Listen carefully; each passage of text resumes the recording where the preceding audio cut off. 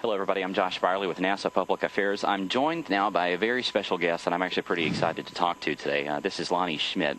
He is a propulsion officer here inside Mission Control, and he is celebrating his 100th shuttle flight that he has worked. So we're going to chat with him now about his experience. Now, Lonnie, the crew called down earlier today and said some pretty remarkable words about you and your career. How did that feel? It felt great. I wish I could remember what they said.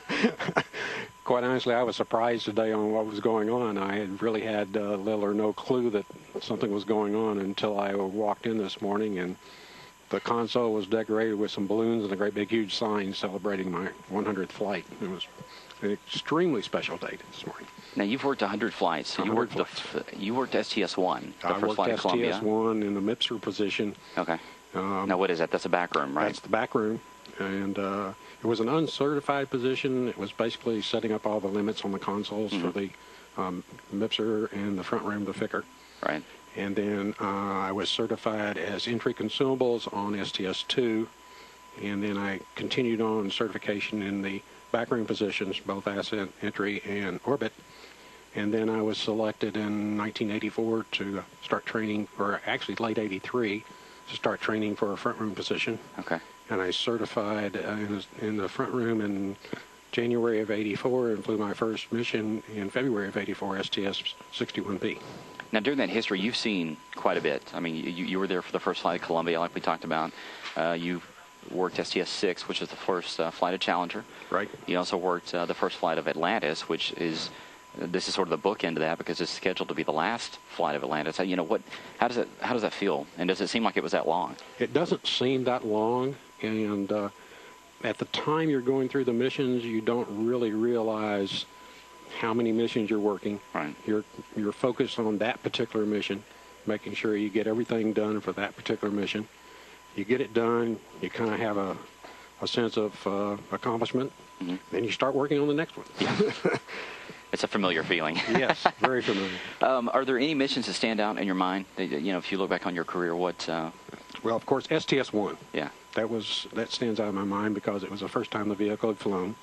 It's the first time a manned spacecraft had flown when it had not flown unmanned. And we weren't really sure how everything was going to perform, and it turned out it flew like a champ.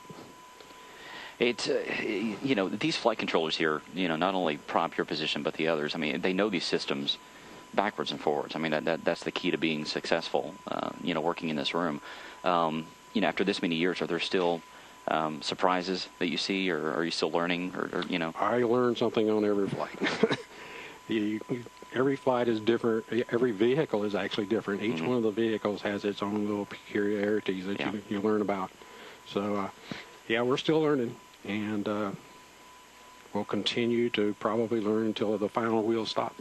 Now, for the people out there that don't know what propulsion is, I mean, it's exactly what it sounds like, but talk a little bit about all the systems that you have to oversee for somebody who is not familiar with the shuttle that much. It's the onboard propulsion system, the reaction control system, and the OMS engines. We've got the forward RCS module.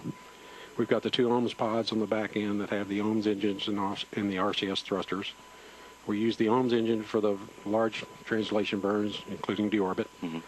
The primary RCS thrusters are used for the smaller translations, and then we have the little verniers that are used for attitude control. So we got helium tanks for pressurization. We got the propellant tanks that hold the propellant. We got a lot of plumbing and valves that allows us to move the propellant to the locations we want to use it.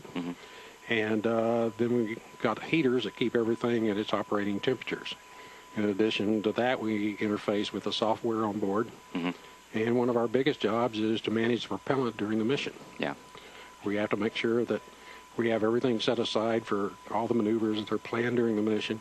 Plus, you always got to make sure you got the propellant to get them home. That's important. That's the most important thing. I mean, it's a budgeting process, right? It's a budgeting process. Yeah.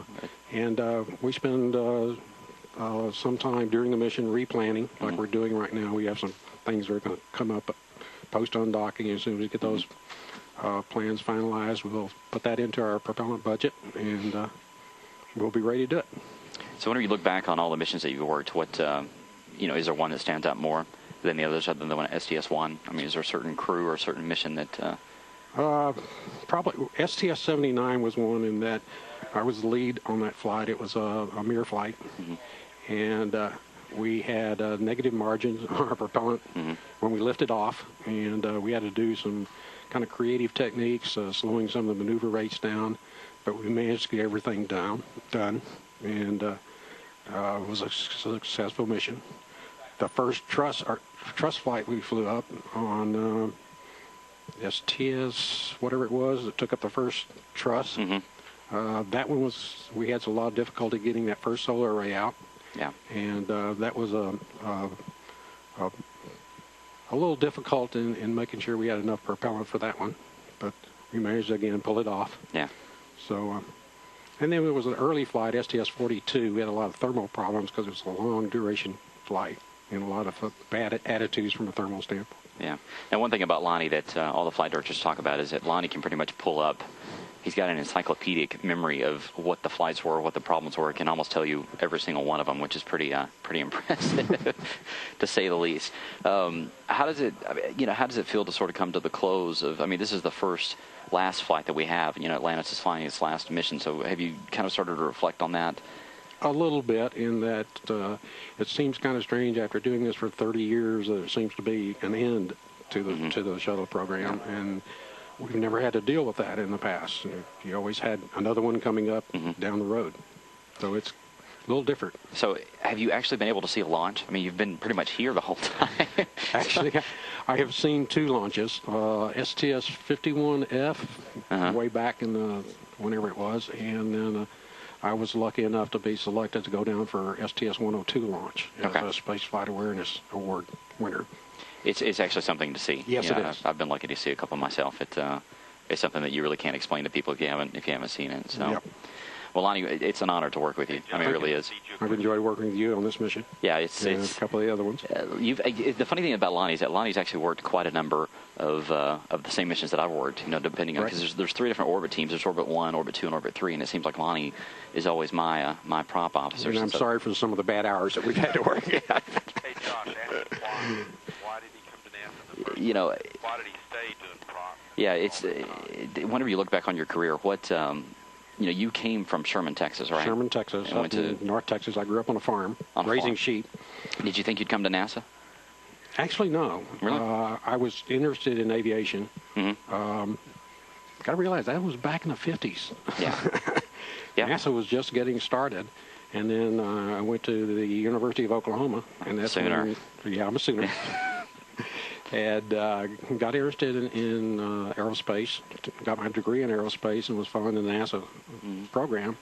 Got a good job offer from McDonnell in St. Louis, and went up to work on Gemini.